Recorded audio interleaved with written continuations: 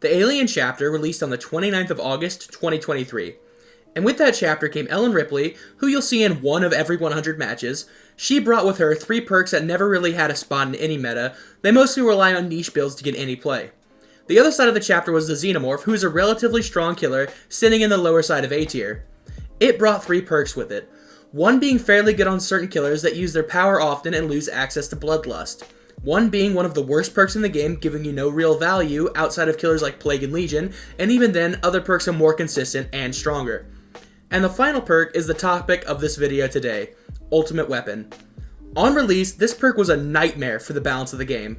How it worked is, quite frankly, pretty similar to how it is now, with a few big changes. At the time of release, the killer would open any locker on the map. Any survivor that entered the tear radius within the 30-second timer would scream and reveal their location to the killer. Once those 30 seconds were up, the perk would go on cooldown for an additional 30 seconds. The affected survivor would be inflicted with blindness for 30 seconds. Now, I know that's a lot of numbers that has through you, so let's break this down a bit. Once the killer checked a locker, survivors within the killer's terror radius would be forced to scream and reveal their location. They are also given the blindness status effect at the same time, which I think is a pretty underrated effect, honestly. This hid the auras of hooked and slug teammates, generator auras, as well as pallet and window auras. Perks like Windows of Opportunity, Deja Vu, and Kindred are hard countered by this effect. The blindness status effect, as well as the ability to make a survivor scream and apply that effect, last for 30 seconds. After those 30 seconds, it went on cooldown. So, pretty much, everything took 30 seconds, meaning that you could use the perk twice within 90 seconds. Now, with all that covered, what was it that made the perk so overpowered? There were 2 things in my opinion. First is the most common. The perk combines incredibly well with some of the meta perks at the time, mostly Dead Man's Switch.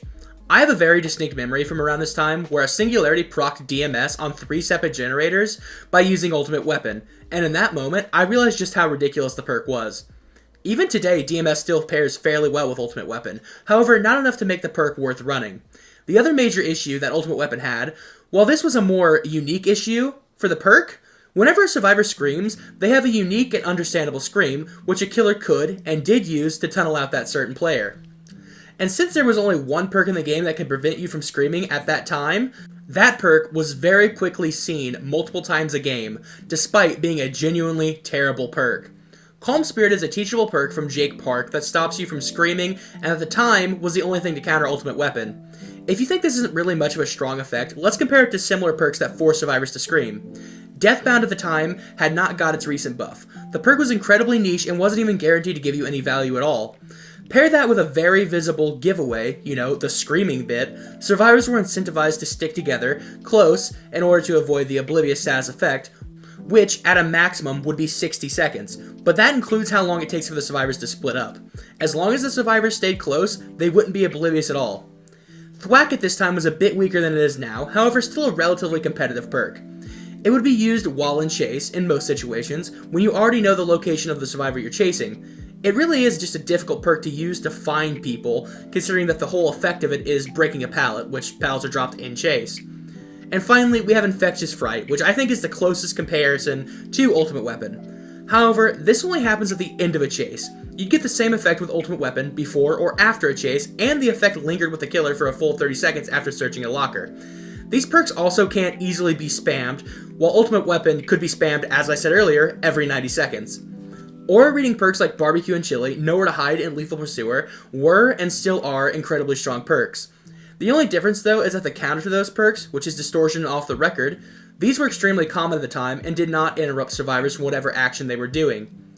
There's also information perks like Gearhead, Discordance, and Thrilling Tremors. These perks gave you a general idea of where to go, but did not show you the exact position of the survivors. If they pre-ran before you got to the generator, they would likely be far gone by the time you got there.